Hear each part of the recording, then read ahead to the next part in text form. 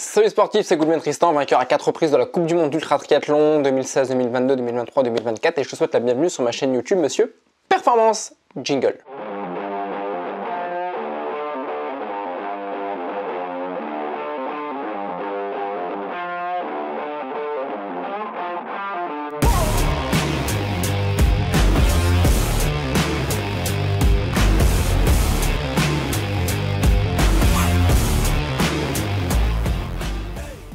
Aujourd'hui, je vais te parler de mes objectifs pour la seconde manche, seconde épreuve de la Coupe du Monde d'Ultra Triathlon, un DK Ironman qui aura lieu au Brésil. Avant de rentrer dans le sujet de mes objectifs, si ce n'est pas encore fait, je t'invite à t'abonner à ma chaîne YouTube, activer la petite cloche, commenter la vidéo, je me ferai un plaisir d'y répondre personnellement.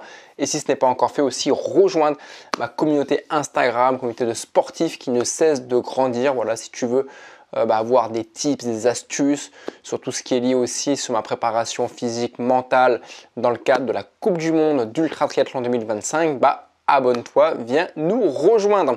Donc quels vont être mes objectifs pour la deuxième épreuve de la Coupe du Monde d'Ultra Triathlon? Si tu m'as suivi dernièrement, il y a la première épreuve qui s'est terminée, c'était également un DK Ironman, cette fois-ci en Afrique du Sud, que j'ai remporté.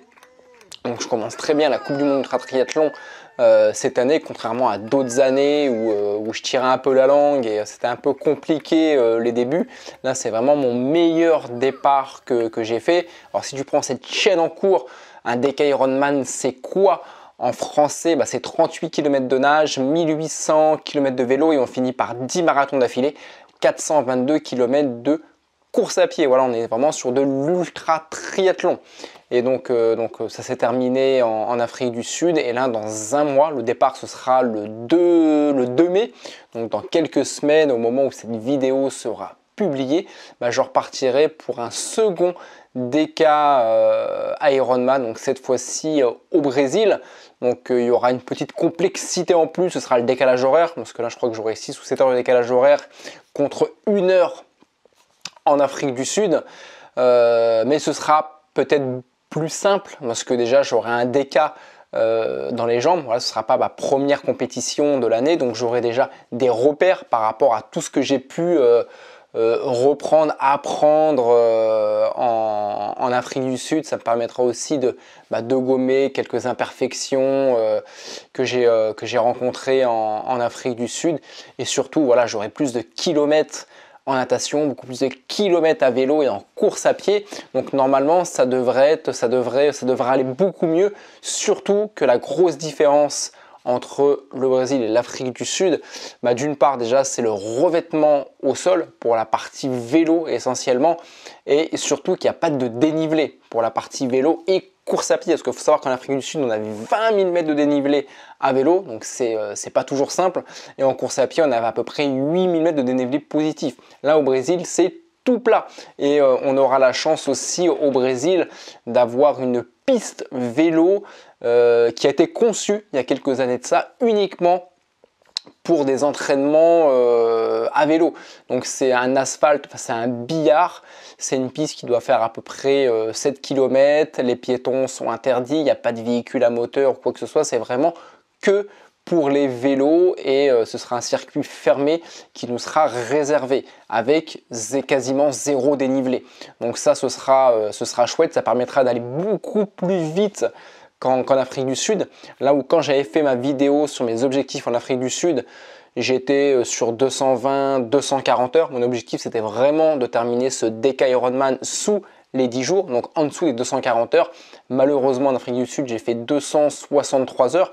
Donc ça s'est expliqué par 3 choses. Principalement le dénivelé qui m'a beaucoup ralenti, l'état des routes.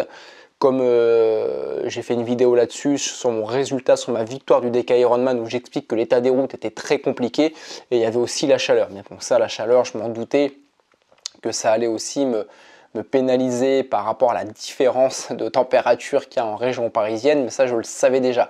L'état des routes et le dénivelé, c'est vrai que je n'avais pas forcément pris ça en considération quand j'avais annoncé mes objectifs en Afrique du Sud, donc je n'avais pas forcément réussi à atteindre mes objectifs par rapport à un chrono, mais là où mes objectifs étaient de faire au moins un podium, parce qu'il y avait pas mal d'athlètes que je ne connaissais pas, donc je ne savais pas du tout ce qui valait, bah, du coup j'ai remporté la compétition. Donc au final, là où j'ai pas réussi à remplir mes objectifs, j'ai réussi d'un autre côté à faire de beaux objectifs, puisque j'ai réussi à hisser le drapeau de la France au plus haut.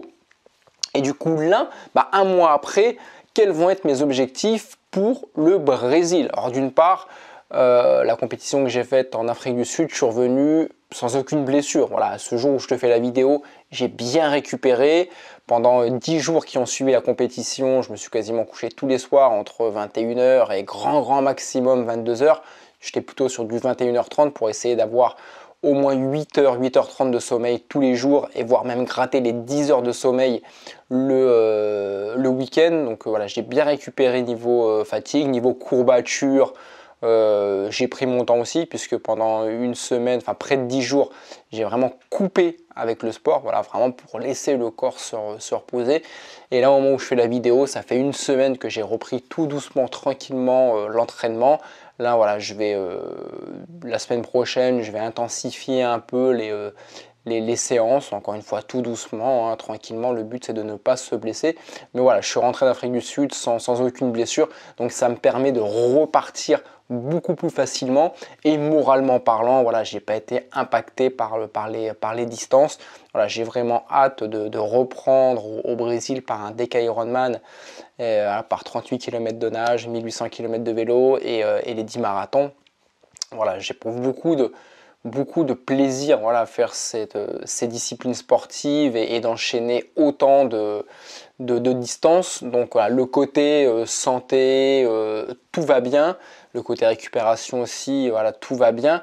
Et du coup, bah, mes objectifs au Brésil, même si c'est une compétition, enfin même si je m'y suis rendu 2 fois sur cette compétition, parce que c'est la 3e édition, et c'est vrai que les 2 premières fois, ça m'a pas forcément souri, notamment à cause de la chaleur. C'est vrai qu'au Brésil, j'ai eu des chaleurs qui étaient plus élevé, je ne vais pas dire beaucoup plus élevé parce qu'on n'a pas non plus 50 degrés, même si la première année, les températures étaient montées jusqu'à 47 degrés. J'avais vu 47 degrés affichés à mon compteur en plein soleil.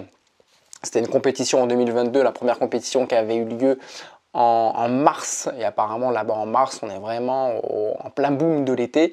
Donc du coup la 2e édition il en est qu'elle en avril pour qu'on ait un petit peu moins chaud. Mais c'est vrai qu'en avril 2023, quand j'avais fait mon premier DK continu, la même compétition que je vais faire là dans quelques semaines, il faisait très chaud. On avait du 35 degrés, 40 degrés en plein soleil. Mais c'était déjà beaucoup plus supportable que du 40-45 degrés.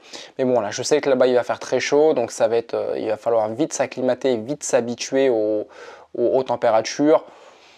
On va dire que ce sera peut-être un peu plus simple parce qu'en France, au lieu de partir de 0 degré, faire 0-30 degrés comme je l'ai fait entre Paris et l'Afrique du Sud le mois dernier, là, les températures en France commencent à être de plus en plus clémentes. Voilà, on est sur du 10, 15, 18 degrés. Donc le changement de température sera peut-être un tout petit peu moins violent qu'en Afrique du Sud, mais sera quand même pas simple de s'y habituer, de s'y acclimater. Et il y aura aussi le décalage horaire, voilà, sachant que je ne vais pas non plus pouvoir partir une semaine avant la compétition, voilà, pour des raisons professionnelles et familiales. Donc je risque d'arriver sur le lieu 3-4 jours avant, grand maximum. Si j'arrive 3 jours avant, ce sera très bien.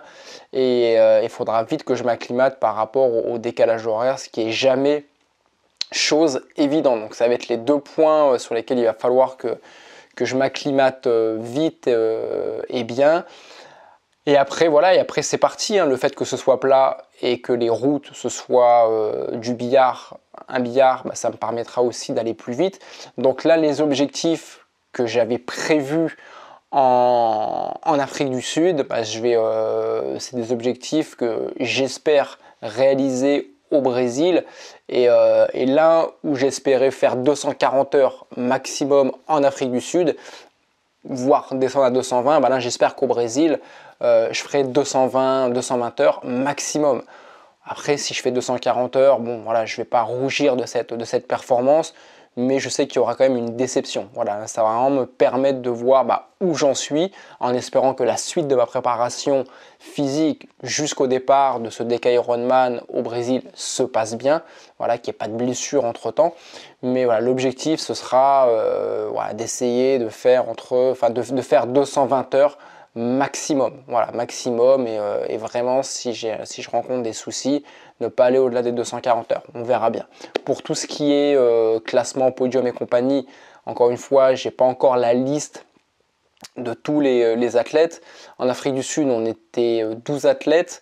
Là, on sera peut-être 9, 10, 11. Voilà, je ne sais pas exactement combien on sera. Il y a quelques athlètes colombiens, brésiliens que je ne connais pas forcément.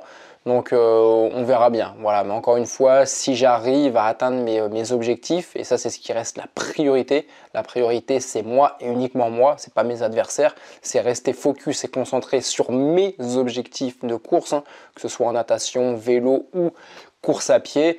Si j'arrive à les atteindre, il n'y a pas de raison que je ne fasse pas au minimum un podium, voire beaucoup plus. Après, en termes de chrono, en Afrique du Sud, j'ai nagé en 19h30, mais bon, ça a été un accident, on va dire, dans le bon sens du terme, parce qu'en fait, mon premier DK en continu que j'avais fait, je l'avais fait au Brésil, là où je vais me rendre dans quelques semaines, et j'avais mis 24h30. Et pour mon deuxième DK en continu, donc que j'ai fait en Afrique du Sud il y a quelques semaines de ça, j'ai mis 19h30 et j'ai amélioré mon chrono de 5 heures. Mais ce qui explique cette différence de chrono, c'est que j'ai nagé dans un bassin de 25 mètres. Et nager dans un bassin de 25 mètres, on va beaucoup plus vite que dans un bassin de 50 mètres parce qu'on pousse 2 fois plus. Donc là, voilà, si j'arrive encore à renouveler cette performance de 19h30 en natation sur bassin de 50 mètres, je prends. Mais voilà, en connaissant mon niveau et en étant réaliste, je pense que je vais plus revenir sur du 22-24 heures. La partie vélo, donc en Afrique du Sud, j'ai connu mes pires moyennes. Je faisais à peu près du 327 km de vélo par jour.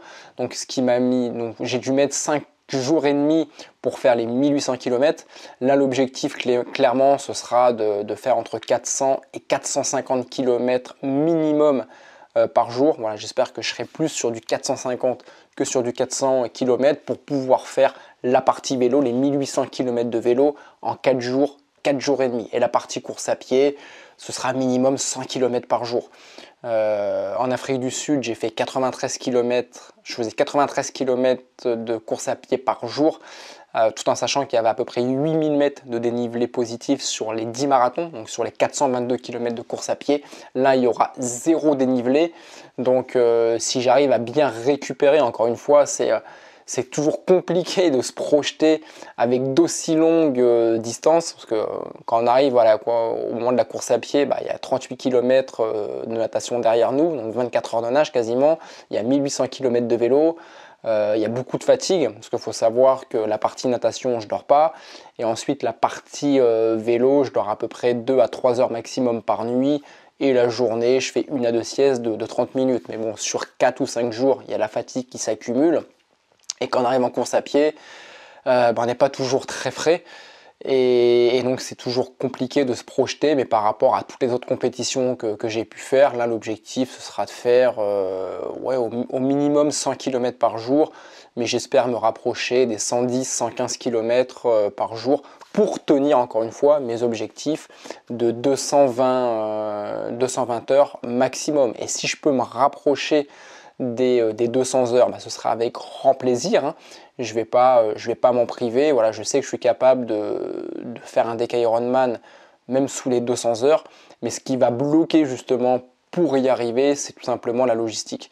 C'est la logistique et l'assistance. Parce que je pars là-bas tout seul, donc je vais devoir gérer pas mal de choses seul, même si je sais que il y aura toujours une personne pour m'aider, mais qui ne sera pas forcément dédiée à moi à 100%. Je n'aurai pas tout le matériel, toute la logistique que j'ai l'habitude d'emporter quand je fais des compétitions similaires en Europe. Donc il va me manquer quand même beaucoup de choses pour pour que tout puisse bien se passer, pour pouvoir vraiment faire un beau chrono.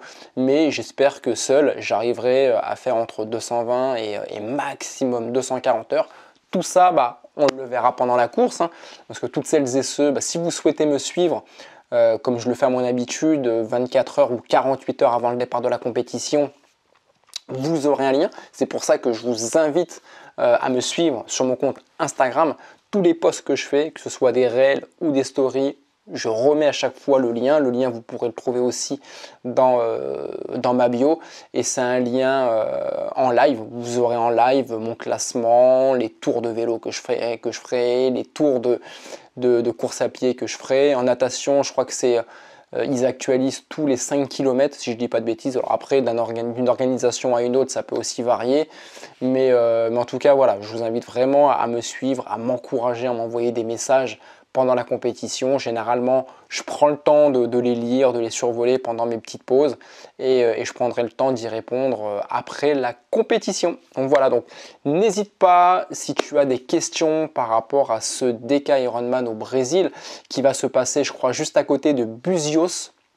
Voilà, c'est une superbe ville, c'est un peu le Saint-Tropez brésilien. Donc n'hésite pas à m'envoyer des commentaires, je me ferai un plaisir d'y répondre.